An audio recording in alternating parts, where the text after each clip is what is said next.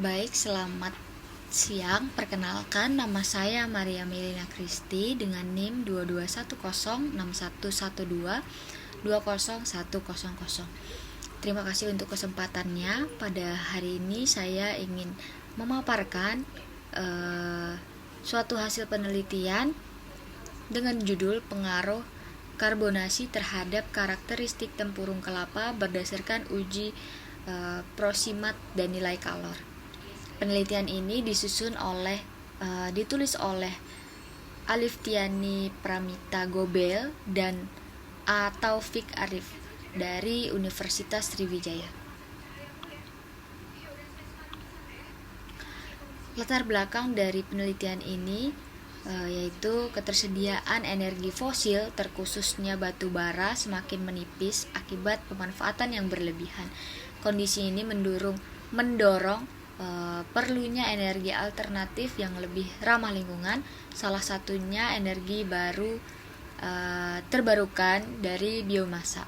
Tempurung kelapa adalah salah satu limbah biomasa yang sangat berpotensi karena jumlahnya lumayan melimpah, harganya murah dan dapat diolah menjadi bahan bakar padat. Namun, tempurung kelapa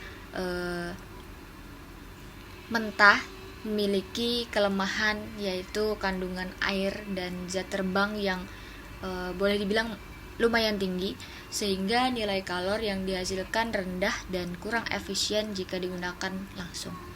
Untuk itu dilakukan proses karbonisasi agar kandungan air dan zat terbang dapat berkurang, sementara karbon masih bertahan atau tetap dan nilai kalor meningkat. Melalui cara ini, tempurung kelapa diharapkan bisa menjadi bahan bakar alternatif, misalnya dalam bentuk briket.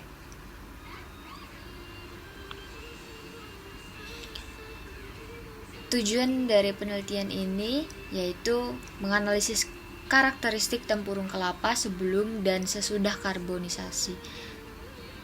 Lalu ada membandingkan hasil uji prosimat, yaitu ada kadar air, kadar abu, volatimeter, dan fixed carbon.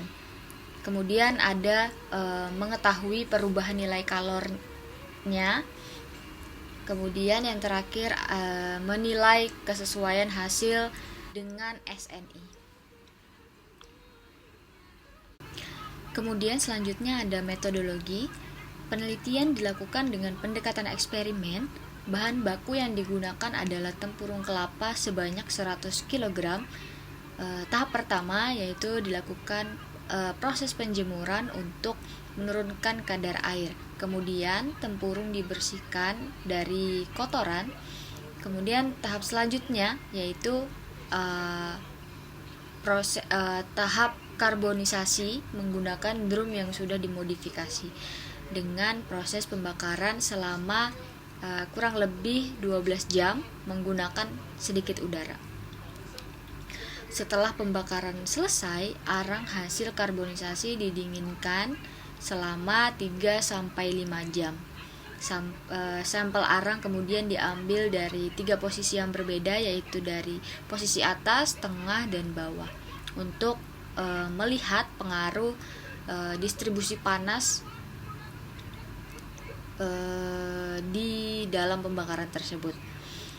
Semua sampel diuji di laboratorium melalui analisis proksimat, meliputi kadar air, kadar abu, volatimeter, dan fixed carbon, serta diuji nilai kalornya sesuai dengan standar ASTM.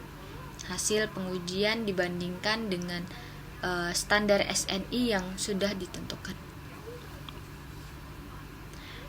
Selanjutnya yaitu hasil penelitian. Hasil penelitian menunjukkan bahwa tempurung kelapa mentah belum layak digunakan sebagai bahan bakar padat karena kandungan air mencapai 15,67%, jauh di atas standar maksimal 8%. Kemudian kandungan zat terbang juga masih sangat tinggi, yaitu 67,43%, sedangkan standar maksimal hanya 15% saja. Akibatnya nilai kalor yang dihasilkan rendah, hanya 2114,22 kalori per gram, sedangkan standar minimal yang ditetapkan adalah 5000 kalor per jam. Kemudian setelah melakukan proses karbonisasi, kualitas tempurung kelapa mengalami peningkatan. Kadar air turun menjadi sekitar 4,5%. Zat terbang juga berkurang menjadi 43 hingga 51%. Sedangkan kadar karbon tetap meningkat hingga hingga hampir 40%. Nilai kalor juga meningkat menjadi 3716,32 kalori per gram.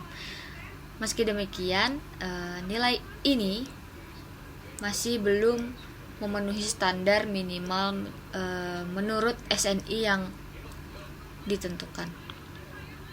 Baik, kemudian yang terakhir yaitu ada kesimpulan dan saran. Kesimpulan dari penelitian ini yaitu tempurung kelapa mentah belum memenuhi standar bahan bakar karena kadar air yang masih terbilang tinggi dan zat terbangnya juga masih terbilang cukup tinggi, serta memiliki nilai kalor yang rendah. Setelah karbonisasi, kualitas meningkat dengan penurunan kadar air, abu, dan zat terbang, serta kenaikan kadar karbon dan nilai kalor dari 2114,22 menjadi 3716,32 kalori per gram. Hasil ini masih belum sesuai standar SNI, itu yang disayangkan. Kemudian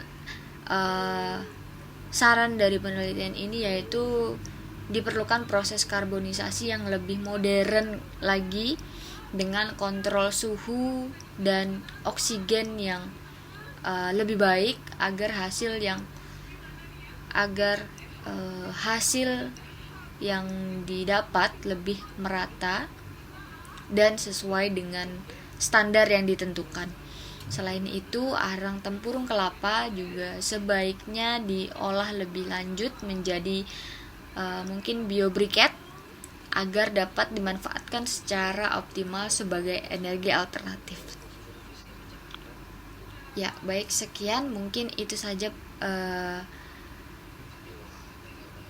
pemaparan yang saya sampaikan pada hari ini. Terima kasih apabila saya mohon maaf apabila ada kesalahan dalam saya menjelaskan.